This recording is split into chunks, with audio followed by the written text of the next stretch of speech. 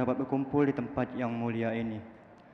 Salawat serta salam semoga selalu tercurahkan pada junjungan kita Nabi besar Muhammad SAW serta para keluarga, sahabat dan pengikutnya yang setia hingga akhir zaman. Alhamdulillah pada hari ini Selasa 11 April 2023 Masehi bertepatan tanggal 20 Ramadan 1444 Hijriah.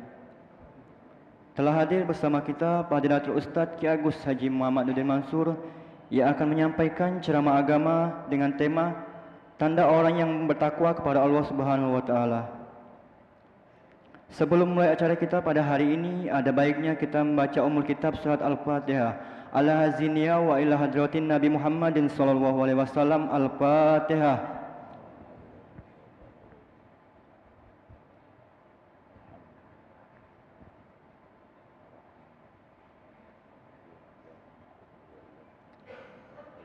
Selanjutnya, marilah bersama-sama kita dengarkan ceramah agama oleh Fadilatul Ustaz Ki Agus Haji Muhammad Nurdin Mansur. Kepada Ustaz, waktu dan tempat kami persilakan. Sallu ala Nabi Muhammad.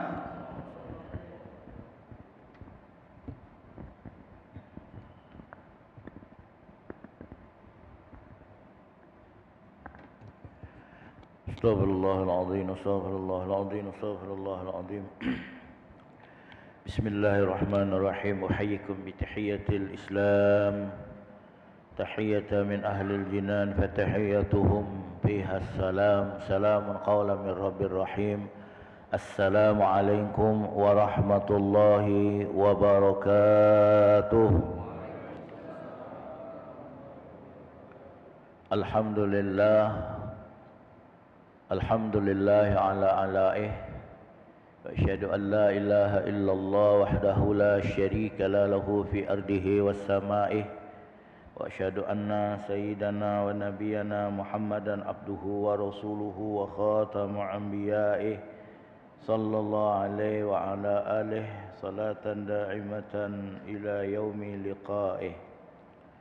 اللهم صل على نور الأنوار وسر أسرار ترياق الأغيار ومفتاح باب اليسار سيدنا ومولانا محمد المختار وآله الأطهار وأصحابه الأخيار عدد نعم الله وإفضاله. Amma ba'du, yang kami hormati Ketua Yayasan Masjid Agung beserta segenap para pengurus, para sesepuh dan jemaah subuh Masjid Agung yang kami muliakan, kami cintai, para alim ulama, para asatiz, para ustaz, para ustazah, para dosen, para guru, para sesepuh yang kami hormati, segenap panitia penyelenggara ceramah subuh Masjid Agung, juga yang kami hormati bapak-bapak, ibu-ibu, saudara-saudara, hadirin, hadirat, para saimin, saimat, wa kafatil mustamin al-kiram yang berbahagia. Alhamdulillah wa syukrulillah, kita panjatkan kehadirat Allah Subhanahu wa taala pada pagi yang cerah, sejuk dan berbahagia ini. Kembali kita dapat hadir, berkumpul dan saling bertatap muka di dalam ruangan Masjid Agung yang mulia ini. Dan alhamdulillah, kita semua masih dalam keadaan sehat walafiat zahiran wa batinan. Salawat dan salam senantiasa kita peruntukkan kehadiran junjungan agung kita Rasulul Azam An-Nabiyul Akram Sayyidina wa Nabiyina wa Habibina wa Syafi'ina wa Azimina wa Qurrata Ayunina Sayyidina wa Maulana Muhammad Sayyidul Qawnain wa Ashrafus Sagalain wa Imamul Haramain wa Sahibul Hijratain Sayyidul Arabi wal Ajam Sayyidu Waladi Adnan beserta keluarganya, para sahabatnya, para pengikutnya, para pencintanya, para pejuangnya dan sekalian umatnya sampai hari kiamat. Hadirin hadirat, para saimin, saimat berbahagia, alhamdulillah pagi ini kita telah memasuki hari yang ke-20 daripada pelaksanaan ibadah puasa Ramadan tahun 1444 Hijriah.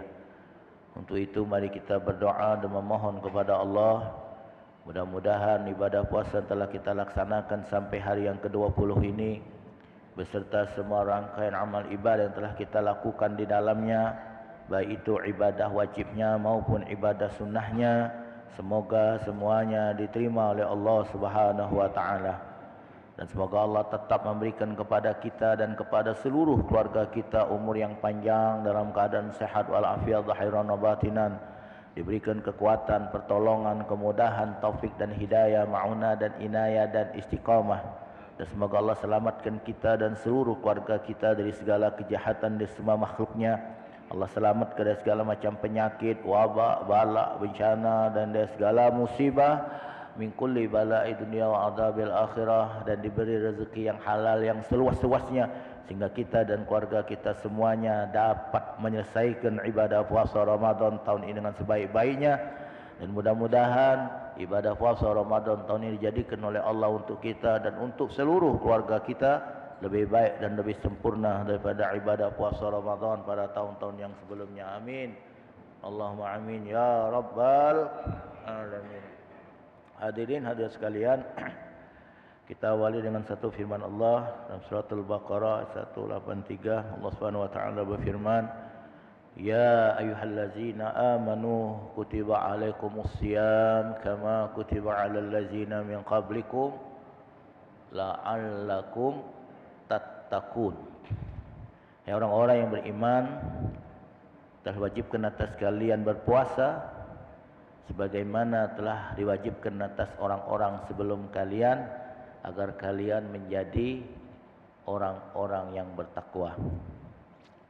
Hadirin sekalian, jadi kita sebagai orang yang beriman sekarang ini diseru oleh Allah, dipanggil oleh Allah, diperintahkan oleh Allah untuk melaksanakan ibadah puasa. Ayyaman ma'dudat, di dalam beberapa hari yang telah ditentukan, yaitu sebulan penuh di bulan suci Ramadan. Hadirin, tujuan maksud kita melaksanakan ibadah puasa atau maksud adanya perintah kita menjalankan ibadah puasa ini, tujuan yang paling penting agar kita menjadi orang-orang yang bertakwa kepada Allah Subhanahu wa taala. Harapan kita, keinginan kita demikian. Jadi kita ingin jadi orang muslim yang kafah, orang muslim yang kafah, kemudian ingin menjadi orang mukmin yang kamil, dan selanjutnya menjadi orang yang bertakwa yang mendapatkan kemuliaan. Dan selanjutnya ya boleh kita bercita-cita sampai menjadi aulia Allah al-muflihin, masuk dalam kelompok orang yang dicintai oleh Allah yang mendapatkan keberuntungan. Jadi 4.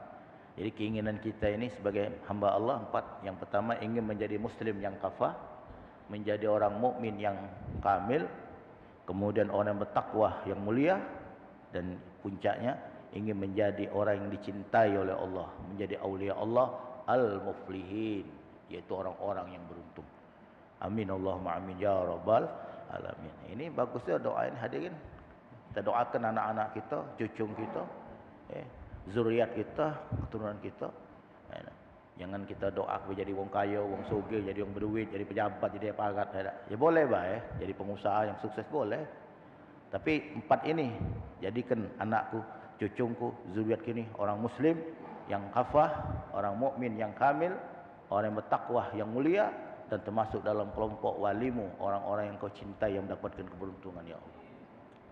Hadirin sekalian, jadi kita menyatakan diri kita sebagai seorang muslim boleh dan harus kita tampakkan, atau menunjuk kita sebagai orang yang beriman kepada Allah boleh. Tapi untuk menyatakan diri kita, aku ni orang bertakwa, tak boleh.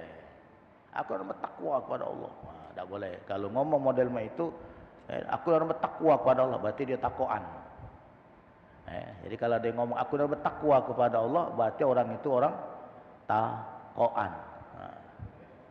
Kalau orang Palembang lama tahu takwaan. Kalau Palembang baru tak tahu. Takwaan. Aku orang bertakwa kepada Allah, takwaan. Apalagi aku ni wali Allah.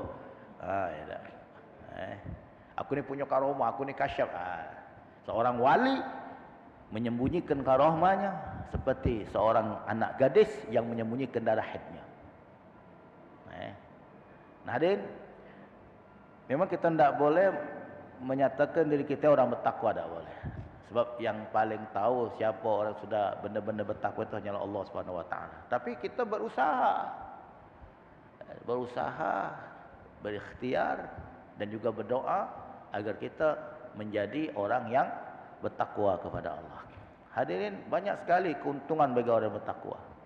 Bahkan Sayyidina Imam Al-Qutub Al-Habib Abdullah bin Alwi bin Muhammad Al-Haddad sahib ratib, dia mengatakan segala kebaikan yang ada di dunia dan di akhirat semuanya terhimpun di dalam takwa Allah. Ingin baik dunia, takwa Allah. Ingin baik di akhirat, takwa Allah. Begitu juga ingin terhindar dari segala kejahatan yang ada di dunia ini, takwa Allah. Juga ingin terhindar dari segala kejahatan yang ada di akhirat kelak, takwa Allah. Dan Allah nyatakan lagi dalam firman-Nya, wa innama yataqabbalullahu minal muttaqin. Hanya saja amal ibadah yang diterima oleh Allah adalah amal ibadah yang dilakukan oleh orang-orang yang bertakwa. Salat yang diterima oleh Allah, salatnya orang yang bertakwa. Puasa yang diterima oleh Allah, puasanya orang yang bertakwa. Haji, umrah yang diterima oleh Allah, haji dan umrah yang dilakukan oleh orang yang bertakwa. Begitu juga nanti ibadah haji ada kurban. Kurban yang diterima oleh Allah juga adalah kurban yang dilaksanakan oleh orang-orang yang bertakwa. La yanalallahu luhumuha wala dimauha walakin yanalu taqwa minkum. Sekali-kali tidak akan pernah sampai kepada Allah daging dan darah hewan kurban kamu itu.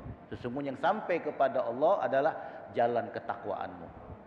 Nah, jadi bukan dagingnya, bukan darah hewan kurban yang sampai kepada Allah, bukan. Tapi yang sampai kepada Allah itu adalah ketakwaannya.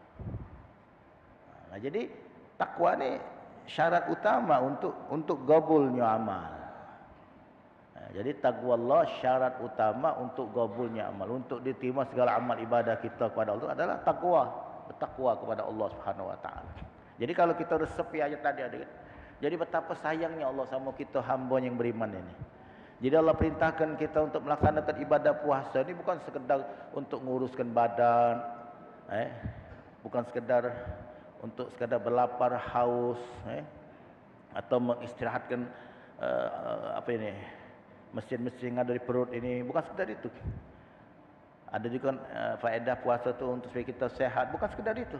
Tapi lebih daripada itu, Allah ingin dengan melalui puasa yang kita jalan ini, dengan melalui puasa yang kita laksanakan ini, ujungnya hadirin agar kita menjadi orang-orang yang bertakwa kepada Allah. Hadirin, jadi mudah-mudahan ini training, pendidikan, atau dalam bahasa kita tu ini penggodokan jiwa kita. Nanti selesai Ramadan, mudah-mudahan kita menjadi orang yang bertakwa kepada Allah Subhanahu Wa Taala. Hadirin sekalian, orang yang bertakwa kepada Allah mempunyai tanda-tanda. Banyak tanda-tanda orang bertakwa kepada Allah. Ya, baik di dalam hadis juga disampaikan oleh para sahabat, juga para ulama kita, para guru kita.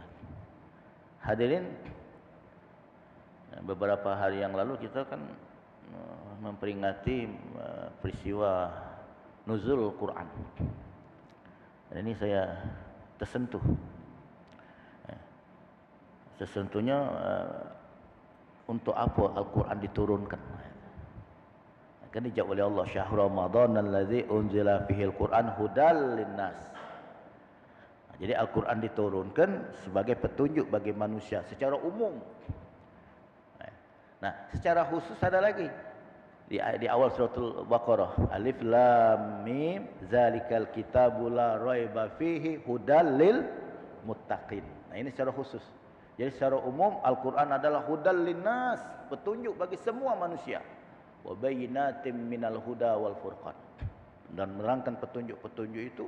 Dan Al-Quran sebagai furqan, yakni yufarriqu bainal haqqi wal batil, yang membedakan antara yang hak dan yang batil. Ini secara umum ada. Nah, secara khusus Al-Quran adalah hudal lil muttaqin, petunjuk bagi orang-orang bertakwa. Nah, sekarang pertanyaannya, apakah kita sudah menjadikan Al-Quran sebagai petunjuk dalam kehidupan kita? Apakah Al-Quran sudah kita jadikan pedoman dalam kehidupan kita? Apakah Al-Quran sudah betul-betul kita jadikan sebagai imam dalam kehidupan kita? Kalau sudah, alhamdulillah. Kalau belum, nak mulai. baru mulai. Tapi bagaimana kita bisa menjadikan Al-Quran sebagai petunjuk, sebagai pedoman, sebagai imam kalau Al-Quran tidak kita baca? Al-Quran sebagai imamku, Al-Quran sebagai petunjukku, tapi kita tidak pernah baca Quran. Ini sudah hari yang ke-20, ada di antara kita umat Islam ada belum sempat buka Al-Quran. Belum sempat. Banyak gawe. Wah, hebatnya gawenya. Belum sempat tu buka Al-Quran. Masya Allah. Pada kepala Ramadan, Syahrul Quran. Tapi kalau buka HP ni, semenit 10 kali. Semenit 10 kali buka. Duduk. Buka lagi, angkat lagi. Cuma tak muka HP ni waktu solat. Kamu tidur. Nanti itu kalau muka HP ngigau. Kalau solat muka HP batal. Kalau seandainya Imam Syafi'i tidak membatalkan solat juga 3 kali sambil solat muka HP gitu. Sambil chattingan. Hebat HP ni. Kita ambil yang positifnya di dalam HP ada Al-Quran, ada hadis. Nah, kalau kita tidak sempat buka Al-Quran, kan ada aplikasi Al-Quran buka. Jadi ada sewaktu-waktu kita di masjid mesti ada Al-Quran, kita buka Al-Quran. Ada satu tempat kita tidak ada Al-Quran di situ. Kita ada HP, ada aplikasi, buka. Jadi bagaimana kita bisa menjadikan Al-Quran sebagai pedoman kalau kita tidak buka Al-Quran, tidak baca Al-Quran? Oh, Ustaz, aku baca Al-Quran. Pagi aku baca, siang aku baca, sore, malam aku baca, Ustaz. Bahkan aku tahajud, aku masih sempat baca Al-Quran. Alhamdulillah. Nah, masalah yang berikutnya, faham tak yang kita baca itu? Faham tak? Ngerti tak? Nah, kalau kita tidak faham, tak ngerti, ya mana kita nak menjadikan Al-Quran sebagai pedoman? Yang kita baca ni, kita tak tahu apa perintah, apa larangan ini, tak tahu gitu. Nah, cuman hadirin, alhamdulillah, satu-satunya kitab yang ketika kita baca atau kita dengar, yang kita tidak tahu artinya, maknanya, tafsirnya, tetap mendapatkan pahala dari Allah, hanyalah Al-Quran. Selain Al-Quran tidak. Contoh, misalnya kita baca atau kita dengar ini. A'udzubillahi minasyaitonirrajim. Bismillahirrahmanirrahim. Qul a'udzu birabbil falaq min syarri ma khalaq wa min syarri ghasiqin idza waqab wa min syarri naffatsati fil 'uqad wa min syarri hasidin idza hasad. Shadaqallahul azim. Mungkin ada yang tahu artinya, tapi banyak mungkin yang tak tahu artinya. Tak faham apa artinya, apa tafsirnya, tapi tetap dapat pahala.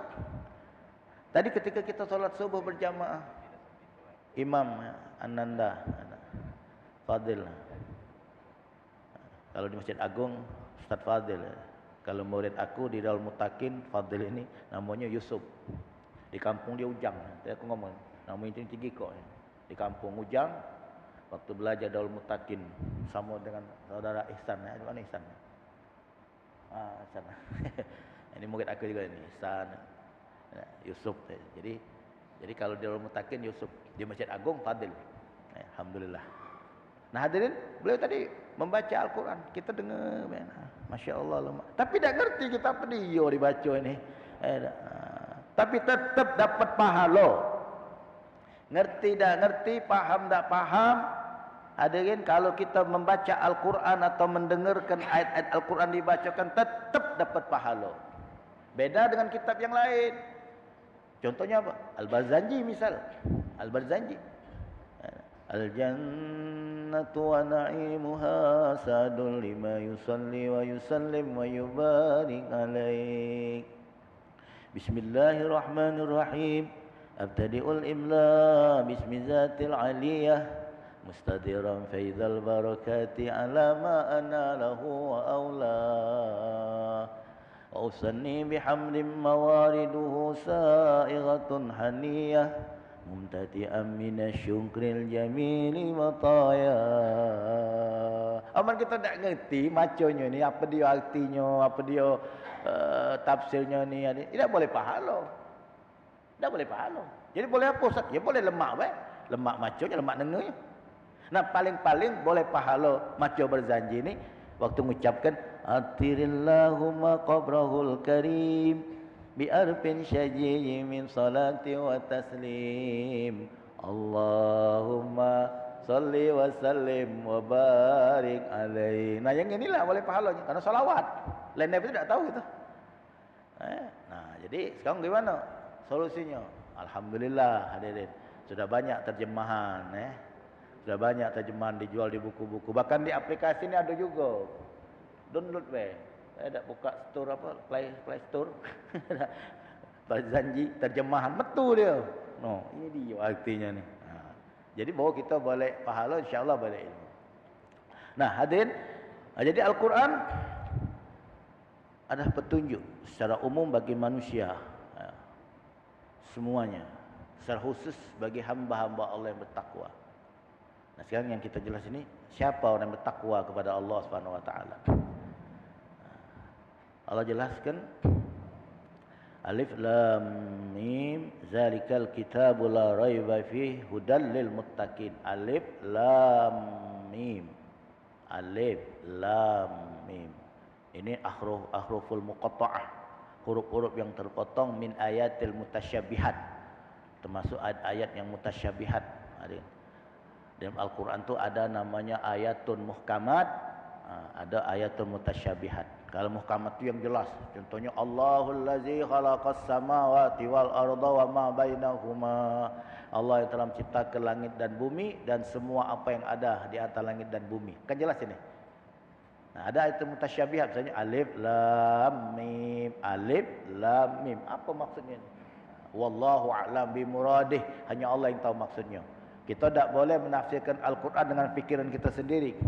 Man tafassal Quran bi ru'yatihi faqad akhta wa insabah. Barang siapa yang menafsirkan Al-Quran dengan fikir sendiri, berarti dia sudah salah. Walaupun waktu dibuka tafsir benar. Dalam hadis yang lain Nabi mengatakan, "Wa man tafassal Quran bi ru'yatihi falyatabawwa maq'adahu minan nar." Barang siapa yang menafsirkan Al-Quran dengan fikir sendiri, maka hendaklah dia mempersiapkan tempat duduknya di api neraka. Waliyahzubillah. Zalikal kitabu la raiba fi. Kitab Al-Quran tidak ada keraguan di dalamnya. Hudal lil muttaqin, sebagai petunjuk bagi orang-orang yang bertakwa. Nah, siapa orang bertakwa itu? Allah jelaskan, allazina yu'minuna bil ghaibi wa yuqimuna as-salata wa mimma razaqnahum yunfiqun wallazina yu'minuna bima unzila ilaika wa ma unzila min qablik wa bil akhirati hum yuqinun ulaika ala hudam min rabbihim wa ulaika. Hadirin sekalian, jadi orang bertakwa kepada Allah itu ada 5 tandanya. Yang pertama, allazina yu'minuna bil ghaib, yaitu orang-orang yang beriman kepada yang gaib. Yang gaib. Apa yang gaib? Siapa yang gaib? Yang pertama, Allah Subhanahu wa taala. Allah Subhanahu wa taala tidak bisa dilihat. Tidak bisa didengar, tidak bisa dirasakan. Tapi kita percaya adanya Allah Subhanahu wa taala. Orang bertakwa kepada Allah, percaya kepada Allah. Percaya kepada malaikat. Percaya ada sakaratul maut. Percaya ada soal munkar wan nakir fil qabr. Percaya adanya pertanyaan munkar wan nakir dalam kubur. Orang bertakwa kepada Allah percaya di dalam kubur itu ada azab kubur, dan juga ada nikmat kubur. Orang bertakwa kepada Allah percaya ada hari kiamat. Ada yaumul hisab, ada yaumul mizan, ada jembatan siratal mustaqim, ada surga, ada neraka. Nah, ini kan masalah yang gaib ada. Kan tak bisa kita lihat, tak bisa kita rasakan. Ada orang tak percaya dengan ada siksa kubur, ada kata siksa kubur punya. Kau dah kata, iya, kata pakai akal ya, pakai akal be. Masalah yang gaib diajak pakai akal, tak masuk, pakai akal be. Kalau di kubur ada siksa kubur, ni kubur tu metu galaunya.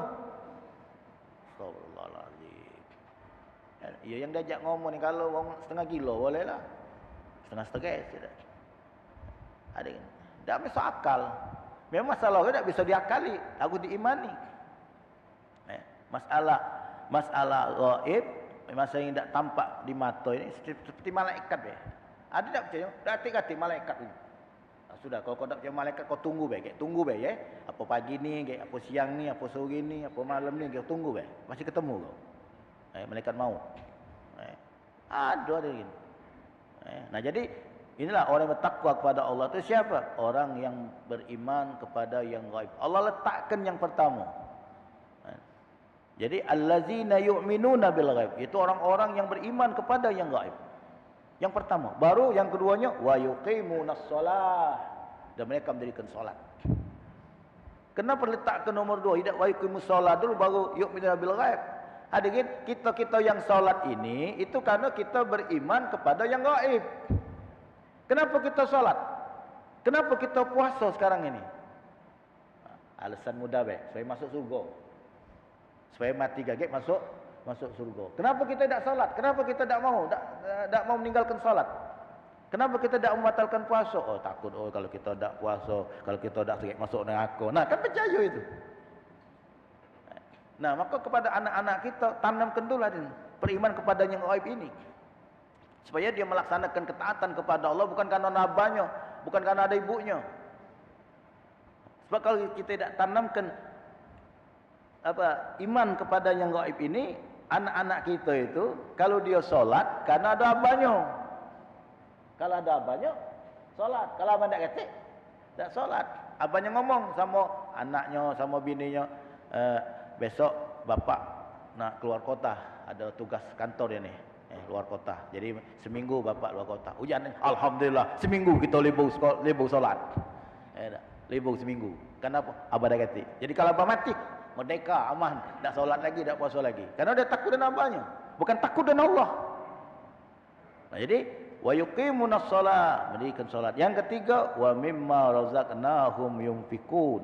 Nah, ini orang yang bertakwa itu orang yang selalu bersedekah, bukan orang yang bertakwa orang yang getah basah. Ini bedanya. Kalau orang bertakwa, dia akan selalu bersedekah, senang dengan sedekah. Senang nian. Ada banyak cara banyak, ada sedikit cara sedikit. Tidak nak nunggu banyak nian. Kita ni ada galak sedekah tu Haji Skandar nak nunggu banyak nian. Kalau dikit dah galak. Itu alasan we kan? Sedikit tak galak, pas boleh banyak sayang. Nak sedekah tengok duit kecil-kecil, sayang kecil-kecil ini. Kagak lah dak, nunggu besar. Pas duit besar kalau sayang bicara kan. Satu lagi. Ini pengertian kita yang keliru. Kenapa kita kalau sedikit nak ngomong kalau sedekah tu, kalau ada duit kecil bolehlah. Kalau ada duit kecil-kecil sedekah. Ngapa nak ngomong duit kecil-kecil dan itu? Sehingga kita tertanam kalau sedekah tu cari duit yang paling kecil. Kalau nak sedekah cari duit yang paling kecil. Sudah tu cari yang paling buruk. Sampai ada jemaah Jumat itu. Dia dewek lagi takut ngawas duit itu. Masuk. Dia dewek lagi takut ngawas duit itu. Ini kita sing cerita kan? Kita cerita. Mamang ini ngawak 2 lembar duit, sikok yang 100,000, sikok yang 1,000. Waktu celengan lewat, ke kami sana. Tembak yang 100,000, banyak gini sikoknya. 1,000. Masuk duit 1,000, celengan jalan. Yang kawan di belakang ini nyawil, ngolong duit 100,000. Sangka dia yang di belakang ni minta masukkan ke celengan tu, masukkannya. Oh bukan ujinya, duit awak tadi melus. Duit yang 100,000 tak ada masuk, melus. Nah, nampak. Jadi yang di belakang ni balik ke sangka dia minta masuk ke. Nah, duit celengan lah jalan. Jadi yang sedekah yang mana? Yang 1,000. 1,000. Yang 100,000 musibah. Yang sedekahnya 1,000. Yang 100,000 tadi musibah. Karena niat dia kan yang 1,000 itu. Nah itulah. Mestinya yang kita sama-sama belajar kan. Ustaz Udin tak main itu juga. Tapi kita mestinya belajar. Mestinya, kan, kalau kita muka dompet, apalagi THR ini kan. Carilah duit yang paling besar situ. Cari duit abang dulu. Kau kata duit abang, bawa duit biru. Nah, bawa di bawah-bawahnya. Nah, jangan ngambil yang di bawah dulu. Nah, jadi orang yang bertakwa, orang yang galak sedekah, bukan orang yang bertakwa orang yang getah basah. Kemudian yang keempat, tanda orang bertakwa itu adalah wallazina yu'minuna bima unzila ilaika wa ma unzila min qablik. Itu orang-orang yang percaya kepada Al-Qur'an, yaitu kitab yang diturunkan kepada Nabi Muhammad sallallahu alaihi wasallam dan kepada kitab-kitab yang diturunkan kepada nabi-nabi yang lain sebelum Nabi Muhammad. Seperti kitab Taurat yang Allah turunkan kepada Nabi Musa, kitab Zabur yang Allah turunkan kepada Nabi Daud, dan kitab Injil yang Allah turun kepada Nabi Allah Isa alaihi wassalatu wassalam. Nah, hadirin sekalian, orang yang bertakwa maksud kita mengimani kitab-kitab suci ini cukup mengimaninya saja, tapi tidak diperintahkan untuk mengamalkan isinya. Percaya baik, memang adonian kitab itu. Memang adonian Nabi Musa diberikan kitab Taurat oleh Allah. Memang adonian Nabi Daud dapat kitab suci, kitab Zabur. Memang adonian Nabi Allah Isa alaihi salam dapat kitab Injil. Tapi kita punya Al-Quran sebagai penyempurna dari segala kitab-kitab suci lainnya. Dan yang terakhir, tanda orang yang bertakwa kepada Allah, wabil akhirati hum yuqinun, dan mereka yakin ya, percaya dengan adanya akhirat. Nah, jadi hadirin, jadi yang kita lakukan sekarang ini, apapun itu, amal yang baik atau amal yang jahat, ini akan kita temui nanti pada hari kiamat.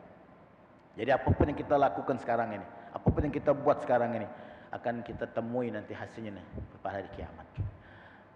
Ada pesan malaikat Jibril kepada Nabi Muhammad SAW 3. Yang pertama, ish masyita fa innaka mayitun.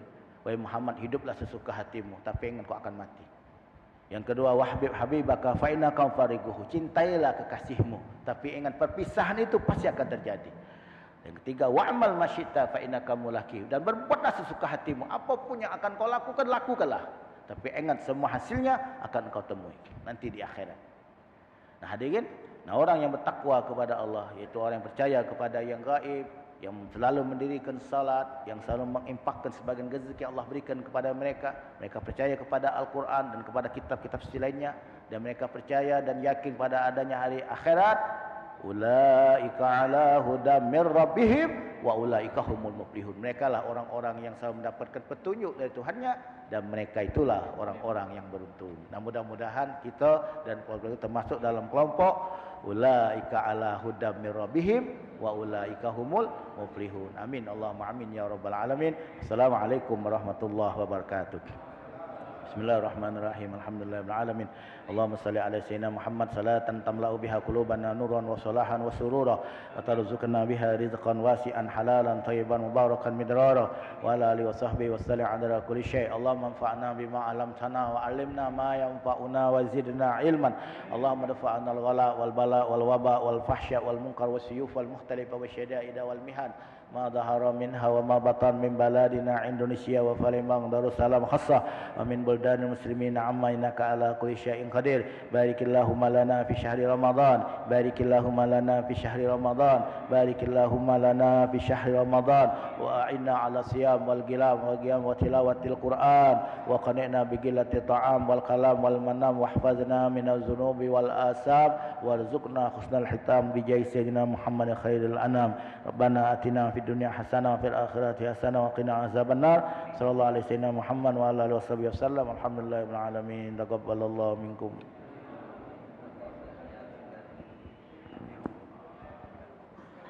Alhamdulillah, terima kasih kepada Pak Datuk Ustaz Ki Agus Haji Muhammad Nazim Mansur yang telah menyampaikan ceramah agamanya. Semoga apa yang beliau sampaikan bisa bermanfaat dan bisa kita amalkan dalam kehidupan kita sehari-hari. Amin amin ya rabbal alamin.